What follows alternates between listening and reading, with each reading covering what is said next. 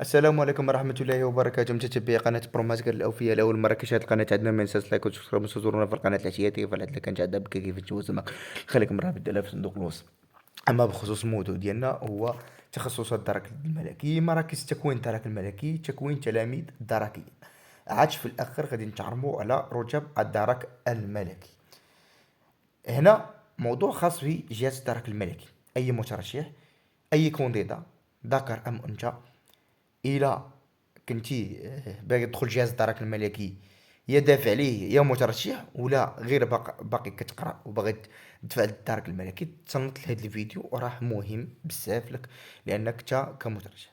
الدرك الملكي هي المهم، اول حاجه غادي نتعرفوا على الدرك الملكي. هي مؤسسه امنيه وعسكريه في المملكه المغربيه، يعمل افراد الدرك الملكي خصوصا في المجال الغير الحضري وفي المناطق القرويه، كما تتواجد مراكز الدرك الملكي في المجال الحضري للمدن الصغيره التي تكون فيها نسبه السكان قليله ولا تتوفر على مركز الامن الوطني، ويتكون جهاز الدرك الملكي من عده تخصصات.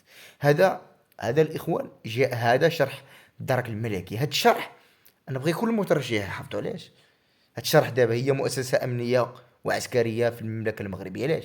لأن هذا تقدر يتعطى لك في البسيكو تقني، يقول لك عرف لي جهاز الدرك الملكي. شنو هو جهاز الدرك الملكي؟ بخصوص تخصصات الدرك الملكي، أول حاجة كاين السلامة الطرقية، التدخل السريع.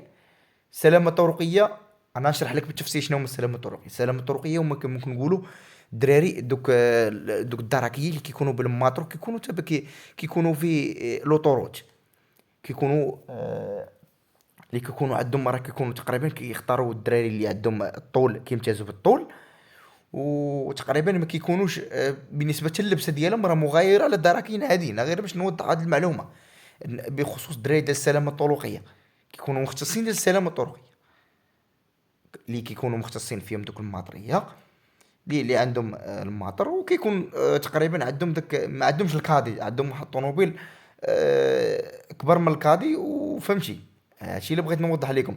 التدخل السريع، التدخل السريع هو في حالة لا كان شي مثلا كان شي مظاهرة، كيكون عناصر القوات المساعدة وعناصر الدرك الملكي.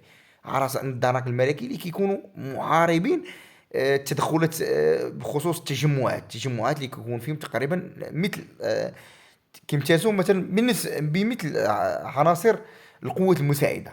فرقة الإنقاذ، فرقة الكلاب البوليسية. فرقة الكلاب البوليسية هي فرقة اللي يمتاز بها دراكي بواحد الكلب مدرب خاص به، كيكون خاص بالدراكي. فرقة الكلاب البوليسية مثلا في وقع واحد جريمة قتل، كيكون تدخل فرقة الكلاب البوليسية. كاين عاوتاني خامسا فرقة الخيالة. فرقة الخيالة هي اللي تكون في شواطئ اللي مثلا شاطئ ما كيكونش فيه مثلا الامن الوطني، كيكون فقط هذيك البلاصه فيها غير الدرك الملكي، كيكون الحراسه ديال الشواطئ، وكيكون كيهبطوا الشواطئ راه نتوما كتشوفوهم في الشواطئ المغربيه. البلاصه اللي ما فيهاش مثلا محسوب على الدرك الملكي راه كيهبطوا فرقه دركيين الخياله. فرقه العمليه والتقنيه، وحده الجويه. وحده الجويه راه معروفه الاخوان، وعاد الدرك الحربي. هادو الاخوان تخصصات كاملين كاينين في الدرك الملكي. السلامه الطرقيه اولا، ثاني حاجه التدخل السريع، فرقه الانقاذ، فرقه الكلاب البوليسيه، فرقه الخياله، فرقه العمليه العلميه والتنقيه، العلميه والتقنيه، ووحده الجويه. الدرك الحربي ثامنا هو الدرك الحربي. بالنسبه لمراكز التكوين الدرك الملكي، كاين مراكز التكوين الدرك الملكي الخاصه بالضباط، كاين مركز التكوين الدرك الملكي مراكش، كاين مركز التكوين الدرك الملكي بن قرير، وكاين مركز التكوين الدرك الملكي بن سليمان، هذه خاصه بالضباط. كاين عاوتاني الاخوان باش نوضح لكم بخصوص بن سليمان ومراكش، حتى هي خاصه بالدراكين عاديين، هذه خاصه بالضباط. هادو بثلاثه كيكونوا خاصين بالضباط. وبالنسبه مراكش وبن سليمه كيكونوا خاصين بدركين عاديين بصحاب شهاده البكالوريا، لان الضباط راه كيخرجوا من مدرسه ملكيه. الشيء اللي بغيت نوضح لك. تكوين تلاميذ دركي ينقسم الى التكوين النظري في السنه الاولى، والتكوين التطبيقي في السنه الثانيه في معور التاليه: التربيه البدنيه العسكريه والرياضيه، التكوين العسكري، تكوين القانون وتكوين قانوني ومهني، تكوين تقني، تكوين هادشي اللي بغيت نقول. بالنسبه للاسلاك ورتب الدرك الملكي، من فئه الضباط كتبدا ملازم ثاني، ملازم اول، نقيب، رائد، عقيد، مقدم، سمحوا لي الإخوان، مقدمية الأولى، رائد، مقدم، عقيد، عميد، لواء الكتيبة، لواء القسم، لواء الجيش. لواء الكتيبة الإخوان كتكون عنده واحد الكتيبة خاصة، أي كيكون معين على واحد الكتيبة. هذه اللي بغيت نوضح لكم غير لهاد لواء الكتيبة.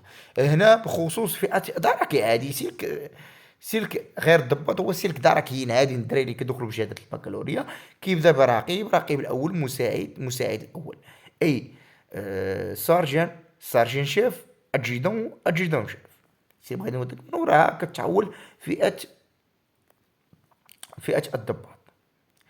المهم باش نوضح لخصوص المترشحين كيسولوا واش كاين مثلا كما كنقولوا سلك بحال غير انا نعطي مثال بين قوسين، نفتحوا قوس ونسدوا قوس.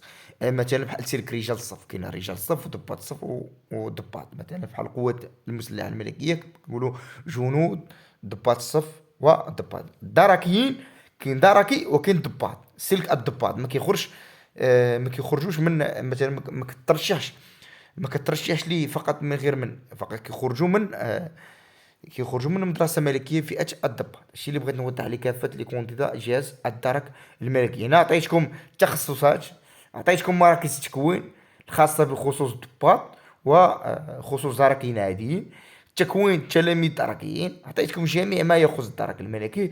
ان فوا يكون عندي شي علم بان خصوص الاستدعاءات بدات، غادي نوصلها لكم وغنحط لكم فيديو خاص بالاستدعاء جهاز الدرك الملكي. دمتم في حفظ الله ورعايته. تنسوا يا اخوان، واحد النقطه من وصلت دابا، ما تنساوش تبارطاجيو، ما تنساوش تبارطاجيو.